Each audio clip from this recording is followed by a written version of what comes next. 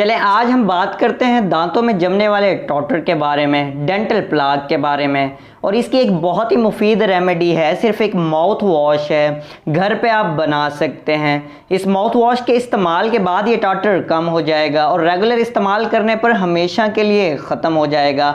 हमारे मुंह में रहने वाले बैक्टीरियाज हमारे इम्यून सिस्टम और हमारी खाए जाने वाली एंटीबायोटिक से बचने के लिए अपने इर्द गिर्द बायोफिल्म्स बना लेते हैं, या यूँ कह लीजिए कि अपने रहने के लिए कैल्शियम से बने हाउसेस बना लेते हैं। इन हाउसेस में, इन बायोफिल्म्स में ये बैक्टीरियाज महफूज रहते हैं। इन हाउसेस में रहने की वजह से इन बैक्टीरियाज को हमारा इम्यून सिस्टम डिटेक्ट नहीं कर पाता, तो इस तरह ये बैक्टीरियाज ज़्यादा अरसे तक जिंदा रह पाते हैं। न सिर्फ हमारी बॉडी में बल्कि बाहर भी 95% बैक्टीरियाज बायोफिल्म्स बनाकर रहते हैं।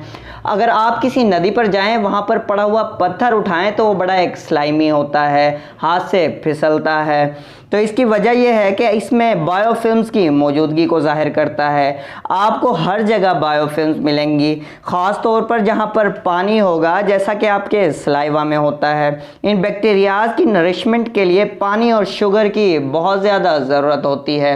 इन बायोफिल्म्स की ओवर अबंडेंस की वजह से या इनके ज़्यादा होने की वजह से आपके मुंह से स्मेल आती है, मसूड़ों में बहुत ज़्यादा सोजिश होती है, मसूड़ों से खून आने लगता है, दांतों में ज़्यादा प्लाक जमा होने की वजह से आपको डेंटिस्ट के पास जाना पड़ता है, इसको रिमूव करवाना पड़ता है। लेकिन अगर आप इस आसान माउथ वॉश, जिसे आप इजीली घर पे बना सकते हैं, अगर आप इस माउथ वॉश को रेगुलर इस्तेमाल करते हैं तो आप इस मसले को इजीली मैनेज कर सकते हैं। पहले नंबर पर जो इंग्रेडिएंट है वो है बेकिंग सोडा, सोडियम बाइकार्बोनेट, ये जिसे मीठा सोडा भी कहा जाता है। क्या होता है कि जब ये बायोफिल्म्स मुंह में बढ़ जाती हैं तो इनमें रहने वाले बैक्टीरियाज बहुत ज़्यादा एसिड बनाने लगते हैं।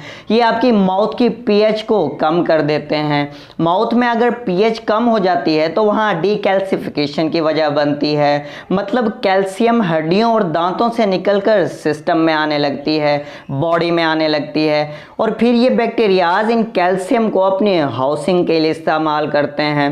दांतों में कैल्शियम की कमी हो जाती है, इसकी वजह से दांतों में कैविटी होना शुरू हो जाती है। तो बहुत ज़रूरी है कि मुंह में पीएच के लेवल को न्यूट्रल रखा जाए।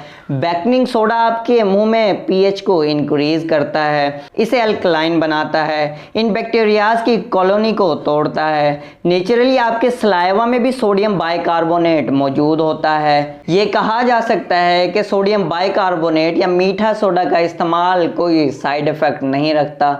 इसका 1/4 टीस्पून, आधे से आधा चम्मच बेकिंग सोडा लीजिए और इसमें 3% हाइड्रोजन पर ऑक्साइड मिलाएं। ये एक ब्राउन सोल्यूशन है जो आपको किसी भी फार्मेसी से इजीली मिल जाता है। ये भी 1/4 टीस्पून मिलाना है। हाइड्रोजन पर ऑक्साइड इन बायोफिल्म्स को ख़त्म करता है, एंटी फंगल है, और इंटरेस्टिंग बात यह है कि हाइड्रोजन पर ऑक्साइड भी नेचुरली आपके सलाइवा में पाया जाता है। आपके सेल्स ये मेजर कंपाउंड आपके बैक्टीरियाज को मारने के लिए इस्तेमाल करते हैं।